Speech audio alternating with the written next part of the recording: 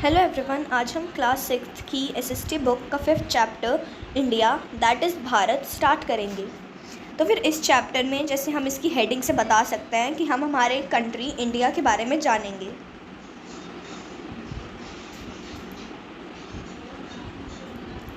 तो फिर ये इंडिया का फिज़िकल मैप है, जो इंडियन सब कॉन्टिनेंट था पहले उसका मैप है, फिज़िकल मैप, जिसमें हमें सारी रिवर्स माउंटेन्स वगैरह दिख रहे हैं। Today, the India we know is a modern nation with defined borders, defined states, and a known population. However, it was very different 500 years ago, 2000 years ago, or even 5000 years ago. This region of the world, which we often call the Indian subcontinent, has had many different names and shifting boundaries. We can learn about India's past and evolution from many different sources. Let us explore. तो फिर जो अभी के time में जो India है वो एक मॉडर्न नेशन है जिसकी डिफाइंड बाउंड्रीज़ हैं, डिफाइंड स्टेट हैं और एक नोन पॉपुलेशन है। मतलब कि जो हमारा इंडिया है इसकी एक बाउंड्री है कि इसका बॉर्डर है, यहाँ तक इंडिया है, फिर उसके बाद दूसरी कंट्रीज़ हैं ऐसे।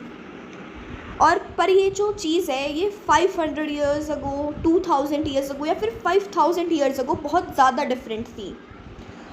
ये जो हमारे वर्ल्ड में एक रीजन है इंडिया, इसे पहले बहुत पहले भी और अभी भी बहुत बार इंडियन सब कॉन्टिनेंट बोला जाता है।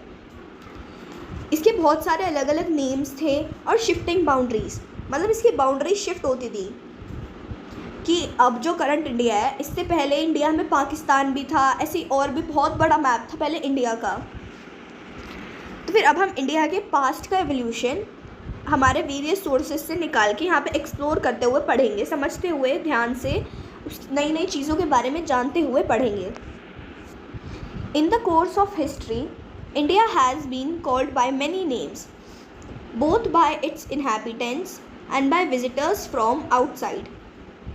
These names come to us from ancient texts, accounts of travelers and pilgrims and inscriptions. Inhabitants का मतलब होता है people who live in a particular place, जो लोग वहाँ पर रहते हैं। तो फिर जो हमने जैसे हिस्ट्री पढ़ी है, जितनी भी हिस्ट्री है उससे हमें पता चला है कि जो इंडिया है, इंडिया को बहुत सारे नेम से बुलाया जाता था। जो इनहैबिटेंट्स वहाँ पर रहते थे, जो लोग इंडिया में रहते थे, उनके द्वारा भी अलग अलग नेम से बोलते थे। और जो विजिटर्स बाहर से आते थे, जैसे दूसरी कंट्रीज़ से आते थे, कहीं और से आते थे, वो भी अलग अलग नेम से इंडिया को बोलते थे। और जो ये नेम्स हैं ये हमें इन नेम्स के बारे में एंशिएंट टेक्स्ट, जो पुरानी बातें लिखी हुई हैं उनसे, ट्रैवलर्स से, इंस्क्रिप्शन से, इन सारी चीज़ों से पता चला है।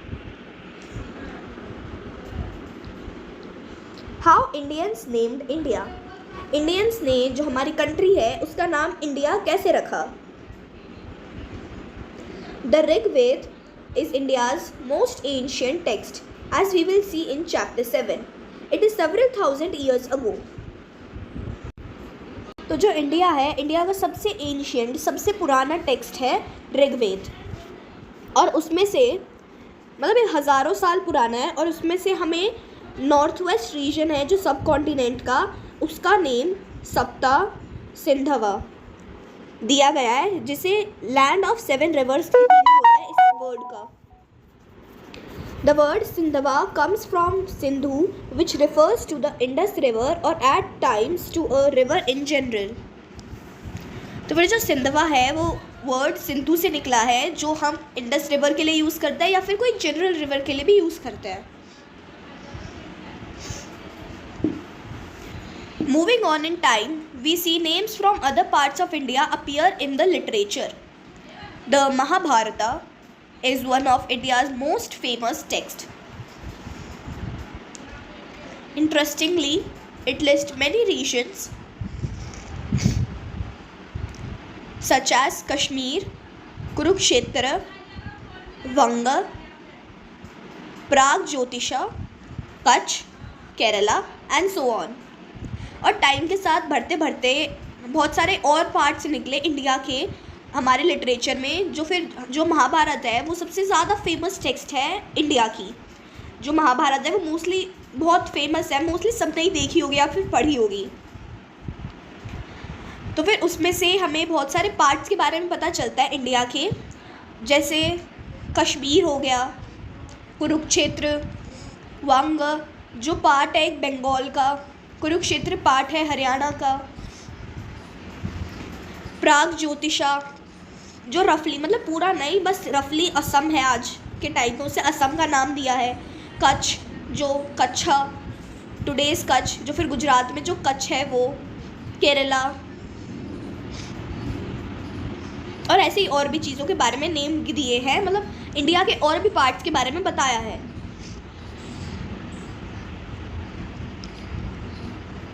But when do we come across a name for the entire Indian subcontinent? Because ancient Indian texts are different to date. This is not an easy question to answer. The Mahabharata uses the term Bharatvarsh and Jambudweep, and scholars generally agree that this long poem was written from a few centuries BCE onward. तो फिर यहाँ पे question है कि जो India का name है, जो हमारे पूरे इंडियन सब कॉन्टिनेंट का नेम है, वो आया कैसे? क्योंकि जो इंडिया में अलग अलग टेक्स्ट है वो कितने ज़्यादा डिफरेंट डेट्स के हैं, उनके डेट्स के हिसाब से इस क्वेश्चन को आंसर करना बहुत डिफ़िकल्ट है। क्योंकि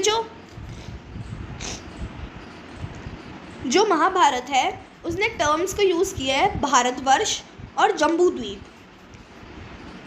और जो स्कॉलर्स होते हैं वो इनको मान लेते हैं कि अग्री करते हैं कि जो लॉन्ग पोइम्स हैं वो फ्यू सेंचुरी, ज़्यादा सेंचुरी नहीं, मतलब ज़्यादा इतना भी पुराना नहीं, बस कुछ सेंचुरीज़ BCE ऑनवर्ड ही लिखी गई हैं। The first term Bharatvarsh clearly extend to the entire subcontinent, and the text includes the name of numerous rivers and peoples. Bharatvarsh means the country of Bharatas. Bharat is a name that appears in the Rigveda, where it refers to one of the main Vedic groups of people. In later literature, several kings named Bharat are mentioned.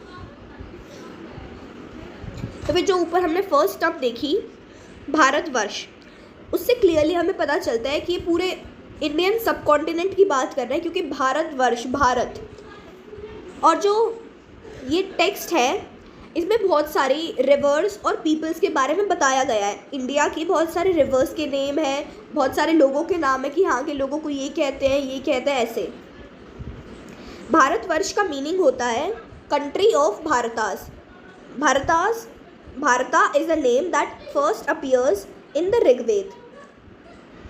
तो फिर जो भारता है वो एक name है जो पहले ऋग्वेद में अपीयर हुआ था, जो एक वैदिक ग्रुप के पीपल के लिए यूज़ किया गया था। फिर बाद में जैसे जैसे हमारी लिटरेचर और बढ़ती गई, उसमें भारत नाम के बहुत सारे किंग्स आए, बहुत सारे किंग्स को मेंशन किया गया। The second term Jambudvipa means the island of the fruit of the jamun tree. तो फिर जो सेकेंड टर्म थी जम्बूद्वीप, इसका मतलब होता है एक ऐसा आइलैंड जिसमें जामुन के ट्रीज हो। This is indeed a common tree native of India, also called jambul tree. ये एक बहुत कॉमन ट्री है इंडिया, मतलब ट्री नेटिव ऑफ इंडिया मतलब ये इंडिया में उगता है, और इसको एक और नेम से जानते हैं jambul tree, Malabar plum tree etcetera, ये उसके नेम है।